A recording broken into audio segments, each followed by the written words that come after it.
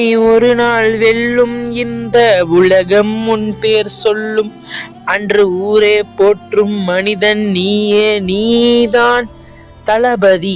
அதாவது பார்த்தோம்னா நண்பா, நம்ம தளபதியோட ஜனநாயகன் படம் பார்த்தோம்னா கண்டிப்பா இன்னும் 2 மாசத்துக்கு ரிலீஸ் ஆக வாய்ப்பே கிடையாது நண்பா. அது வந்து சொல்லிட்டாங்க நண்பா, நீ வாய்ப்பே கிடையாதுன்னு சொல்லிட்டாங்க.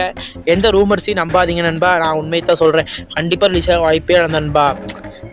கன்ஃபார்மாக ஜூன் மாதம் ரிலீஸ் ஆகி நண்பா. ஏன்னா நண்பா, ஓவர்சீஸில் இருக்க தேட்டர் ஓனர்ஸ் எல்லாம் சொல்லிட்டாங்க, இப்போ ஆல்ரெடி டிக்கெட் போட்டு வச்சுருந்தாங்க 27 பிப்ரவரி 27 ரிலீஸ் ஆகும்னு நினச்சி போட்டு வச்சுருந்தாங்க. ஆனால் அது கேன்சல் ஆகிறதுனால அவங்களே மன உளைச்சல் மொத்த காசையும் ரீஃபண்ட் பண்ணிட்டாங்க நண்பா.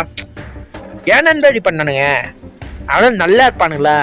பராசக்தின்னு ஒரு மயிர் இறக்குனானுங்க ஒரு படத்தை.